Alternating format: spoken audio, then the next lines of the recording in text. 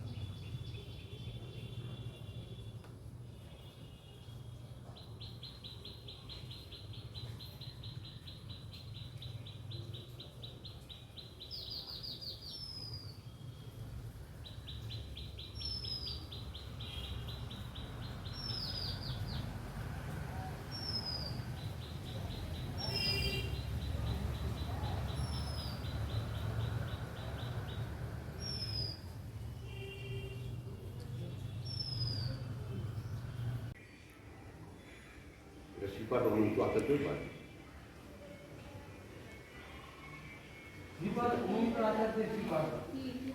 এটা হচ্ছে আটিশা গ্রাম।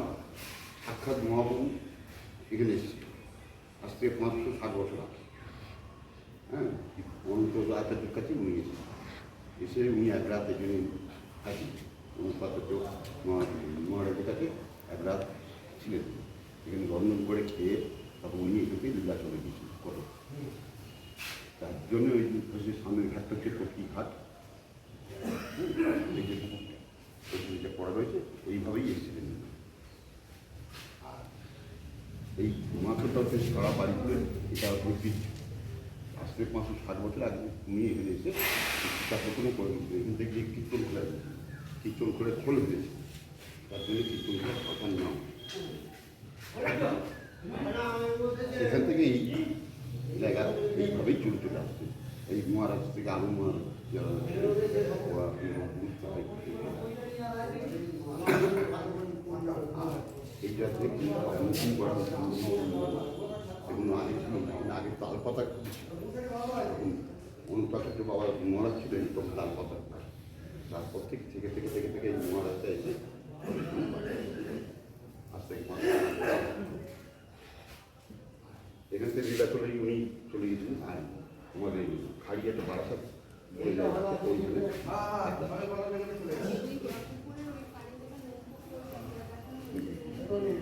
নৌকো করিয়েছে। 5 সপ্তাহ নিয়ে গঙ্গা কোন জায়গায় আরো বিবরণ দিয়ে দেবেন ওই ওখানে যে গৌরমকান্ত মহাপ্রভুতলা হলো বারুইপুরের সবথেকে বড় একটা ঐতিহ্য, যেটা 500 বছর আগে এখানে শ্রী মহাপ্রভু চৈতন্যদেব এখানকার মহাপ্রভুর সঙ্গে দেখা করতে এসেছিলেন। তো সেই কথাটা আমরা এখানের একজনের কাছ থেকে আমরা শুনেছি, এখানকার হিস্ট্রি কী ছিল বা কেন এটা প্রতিষ্ঠিত হয়েছে এতদিন আগে। তো সেটার আমি সমস্ত কিছু আমি তোমাদেরকে শোনাবো এবং দেখাবো। তো তোমরা দেখো আমার ভিডিও এবং আমার চ্যানেলটি সাবস্ক্রাইব করো, লাইক কমেন্ট করো এবং পাশে থেকো।